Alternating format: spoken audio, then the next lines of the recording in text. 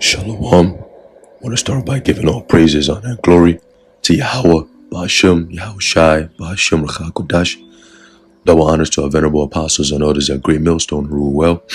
Peace and blessings to the Lord's elect, the house of David.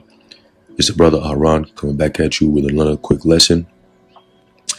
And Lord willing, it be edifying unto the elect. There's more like another dream, all right, that I just had. I just woke up. All right, so Salakia for the voice, but I'm gonna start off once again. We gotta have our faith in the Heavenly Father, man. All right, I'm gonna get this quick precept here. All right, there's a book of Isaiah, chapter 65, and verse 13. It says, "Therefore, thus saith the Lord power, behold, my servants shall eat, but ye shall be hungry. Behold, my servants shall drink, but ye shall be thirsty. Behold, my servants shall rejoice, but ye shall be ashamed." Okay. Now, in this dream, all right, there was myself and my Eve. All right, we went to one of these grocery stores that's around us, and we were buying salmon and some lamb and some steak.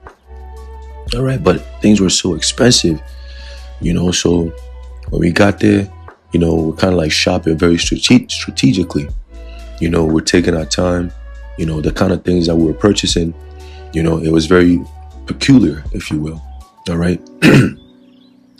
Meanwhile, everybody else is shopping and buying all this crazy stuff, and we're just kind of like slowly looking, and everyone was in a chaotic mindset. Everybody was rushing. Everybody was like, "Yo, move out the way." Oh, this, like, very chaotic, and me and my Eve were laughing, taking our time, cracking jokes like we do, and the guy who, at the butcher, the people that you go to and be like, "Oh, can I get 2 pounds of this?" And then they do it for you. He was standing there. He looked like a northern tribe, but more like an Israelite foreigner. He looked more like an Italian, if you will. All right. So then he saw us and he's like, yo, come. So he whispered. He said, "Yo, come. And he said, "Hey, where y'all from?" And then we told him, and he was like, "Wow, man, you guys look different, man. I could tell just the vibe, you guys are different. I'm looking around. I've been working here for the past, he said, what, 7 years?" And he said, "I've been working here for all this time, and I've never seen things this bad, but I seen you guys. I've been watching you for quite some time, and man, it's like, yeah, you guys are, you must not be from here." And then we just laughed about it. And then he said, "Well, so what y'all want? What y'all looking for?" And then I told him, I was like, "Hey, we try to get some of the fish and the meat, but it's so expensive. We might have to pass on that because it's above our budget." And then he said, "All right, yo, listen." He looked to the left. He looked to the right. He said, come closer." He said, "I'm not supposed to do this. If I get caught, I'll be fired. But here." He said, "What y'all need?" And I said, "Oh, just this." So I told him, and then he wrapped it up. He said, "Look, I'm going to double it." And then he tripled it. He put mad stuff, like mad pounds of fish, mad pounds of food, of meat. And then he wrapped it up. He said, "Go freeze it, freeze it all up and then store it. And you guys use it little by little because, it's going to be out for a while. They're going to put the squeeze. It's going to be out for a while. So it could hold you till the next time you guys need it." I said, "Oh, man, you don't got to do that." He said, No. I have to do this. I was sent to do this." And I said, "Okay, all right, thank you, man." It went over my head at the moment. So I said, "Oh, man, thank you." And then he said, don't go to the register because then they'll know. I'm a charger here for you. So he charged us for the old price, like how it used to be. I think it was like 11 something. But when we got there, it was over $200 for the same amount of food. So he charged us for the $11 price, and then he put in the system that it was a defect, So we got all that food for just a few bucks, and then we left. And then before we left, he said, "Oh, you said you from where? Y'all live where?" And I told him. He said, "Oh, so y'all know that there's a farm. There's a farm that's not too far from y'all. Y'all should go over there." And I was like, "Okay, we'll pass there on our way home." So as we're going, we got to the farm area, and he was telling us before we got there. He said, yeah, there's a stable, and even the guy who owns the barn with the horses and the cow and all that, even he's going through issues providing for them. So soon, he was telling me that he's going to start killing those animals for food. So things are getting real bad out here. I said, damn, oh shit, oh, all right, so we're going to go pay him a visit. So when we got there, we were kind of like looking at the farm, because out here in New York, I'm in upstate. So you have places where there's farms and so on and so forth. But down in the city, you don't see that. You're not going to be in a place where it's like, oh, animals here and this and that. It's very rare, So when we saw that, me personally, I was very excited, because I'm like, oh shit, look, there are horses, like actual horses. There are cow, there's chicken everywhere, like, So I was like, yo, there's an actual farm, man. Like, it's like actual real shit. There's sheep, there's goats. Like, this guy actually has a real thing going on. So we got there, I was kind of like mesmerized by looking at the animals. I'm like looking at them. I'm telling my Eve, I'm like, damn, in the ancient times, like these animals, this guy has like 20, 30 of them. In the ancient times, men had thousands of these animals. So I was explaining to her how it worked in the ancient world, And I told her, I was like, in the kingdom, we're going to get this, but times infinity. It's just going to be in abundance. When it comes to animals and things of that nature, it's going to be in abundance, So she was like, oh my goodness, I can't wait for the kingdom. And then as we were standing there, we said, I can't wait for the kingdom. The owner of the farm, she shouted. He said, hey, how you guys doing? And then we're like, hey, how you, sir? How you doing? Everything okay? He's like, yeah. He's like, oh, I see you guys on the farm checking out the animals. It's like, yeah. He's like, yeah, people don't come around here anymore. It's just these farmers, the businesses that just come here with their trucks, but, they come up here and load up eggs and things of that nature. But people don't normally come around here anymore. And I was like, really? And he was giving me a little history of how the place worked, So he was like, hey, man, my business is going down and under because of all this, the shipment shortages, the cargo stuff that's on the sea. So I can't even get product to feed my animals, And I was like, man, that's tough. Like, so what are you going to do? He's like, yeah, I'm selling some of them off. I'm killing some, using it for food, just letting them graze on the grass. That's pretty much it. I was like, man, that's crazy. And he was like, where you from? And then we told him. He said, oh, listen, look. He went into the thing. And he came back with a big bag of rice, big bag of beans. He said, yo, here, take this. It's going to go to waste anyway. I might as well just give it to somebody who could use it. You guys seem like very good people. Here, take this, and take it home and use it, forever, however long it's going to last. I said, oh my goodness, thank you. I appreciate that. I was like, damn, we getting blessed like that. Yeah, my Eva was like, oh my God, babe. I said, yo, yeah. So we stacked up, put it in the back of the car, and then he said, hey, before you go, you see that horse right there? I said, yeah. He said, you want it?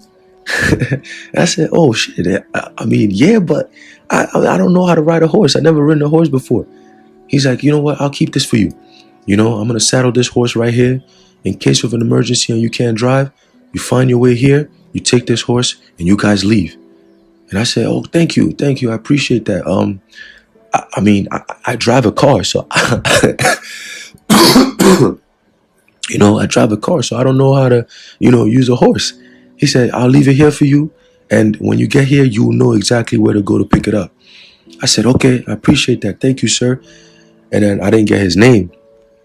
So we left, And then the next time we came back to the store, looking for that guy, and he wasn't there. The guy who gave us the meat and everything. We asked the people, yo, there's a guy who works at the fish guy. He's not working today. And then we mentioned his name. He had a name tag, so we mentioned it. And they were like, no, there's no one who works here with that name.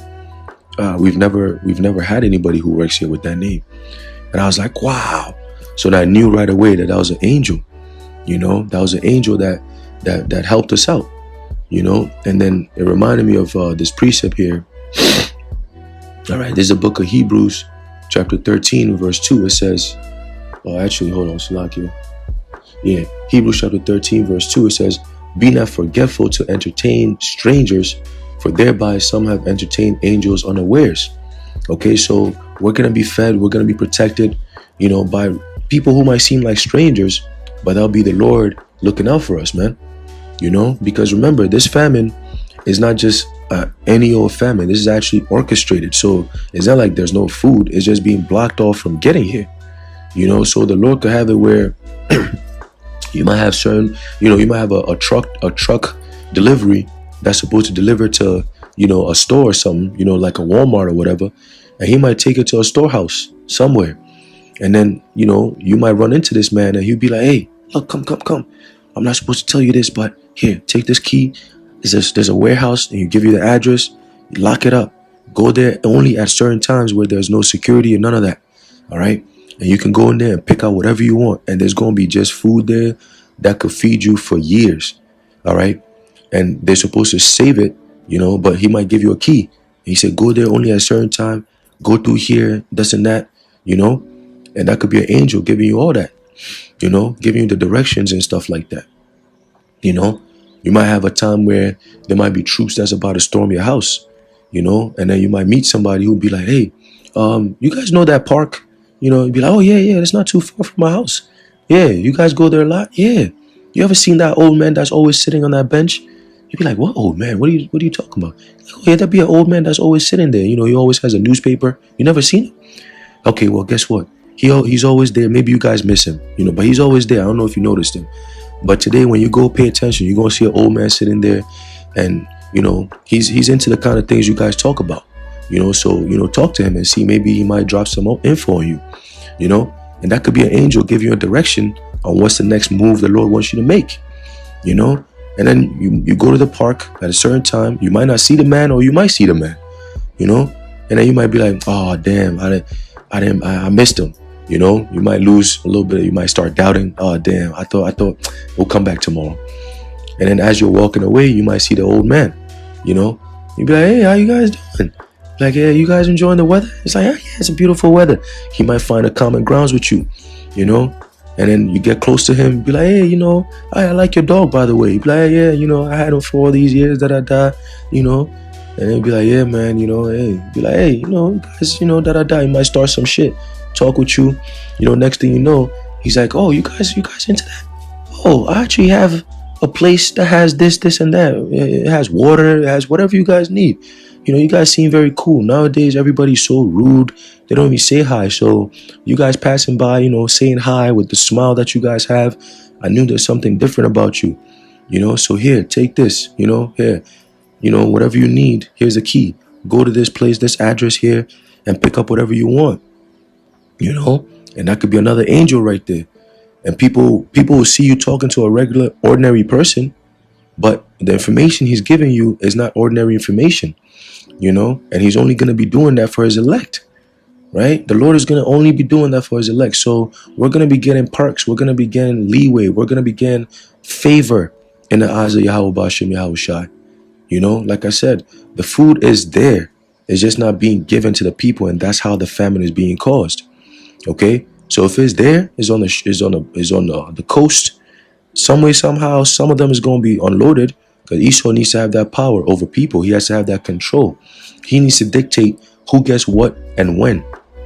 But you still have workers. You have people who drive these trucks back and forth and so on and so forth, right? The Lord could have an angel do that, Angel disguised as a regular man, working as a truck driver, and he might just drop off a whole bunch of food or delivery at your crib.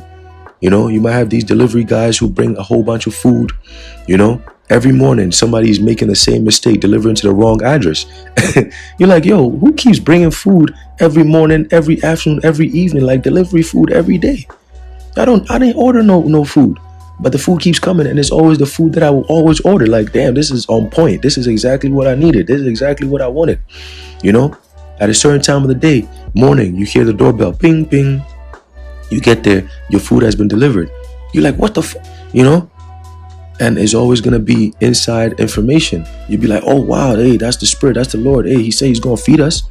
Isaiah 65:13. So, man, when I woke up out of the dream, I'm like, hey, Tawadi Abashim Yahushai. It's like, wow, that's, once again, the Lord showing us, you are going to be okay. Just believe on me. You're going to be just fine. I will provide for you in abundance And you're not even going to know how to thank me. You're just going to be like, wow, Lord, how, I don't know what to say. So brothers and sisters, keep the faith.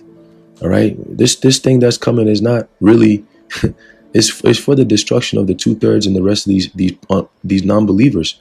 But those who believe on Yahweh Ba'Shem Yahushai, all right, this is what the scriptures say is for us. Okay. This is the book of Nahum, chapter 1, verse 7. The Lord Yahweh is good, a stronghold in the day of trouble, and he knoweth them that trust in him. All right, like the brother from the Bahamas who had an encounter.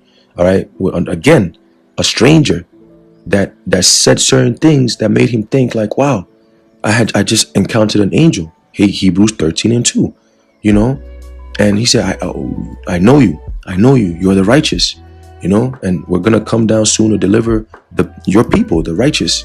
Okay, so the angels know us, and the Lord knows us, and we know him. That's why we call upon his name.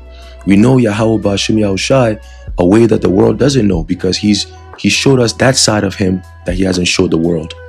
Okay, so he's going to show the world the side that the world doesn't know, which is going to be the cruel side of the Lord. And he's going to show us the side of the Lord that the Lord hasn't showed to the world, which is going to be the favorable side. Okay, so in all cases, for the elect is a win-win. Okay, it's a win-win, man. So don't lose your faith. Okay, don't lose your faith, man. We're gonna be just fine. All right, just believe that. Okay, Psalms 34:7. All right, the angel of the Lord Yahweh encampeth round about them that fear him, and delivereth them. Okay, so you're gonna meet people that they'll give you inside information, like, oh, hey, I heard tomorrow at this time they sending the troops out to raid people's houses. So if it be possible, I know it's gonna be cold, but you guys take a drive out to around this area. They're not gonna be there, and just park over there for just a few minutes, a few hours. By the time you guys make your way back, the deed will be done, and you guys are gonna be good, and you come back home and the whole building looks empty. You see people messed up, but for some reason your door is unbroken. You can still open a key. You're like, yo, everyone's door is wide open. My door is the one that's left closed. Like, what happened? Nobody came in here. It's because they could sense. They use the technology, the heat sensors, to check and see who's in their house and who's not, in the wee hours of the night. And you just happen to be not in your house at that time where everybody's home off guard like that. The Lord must love you. The Lord must love you to be looking out for you like that. So we're going to be taken care of, man. So don't lose your faith. All right, keep the faith in Yahweh Ba'Shem Yahushai, and you're going to be delivered if you're part of the elect. All right. So Lord willing, you've been edified and uplifted. I want to give all praises, honor, and glory to Yahweh Ba'Shem Yahushai, Ba'Shem Ruach HaKodesh, the Wadiya Ba'Shem Yahushai, and until next time, Shalom.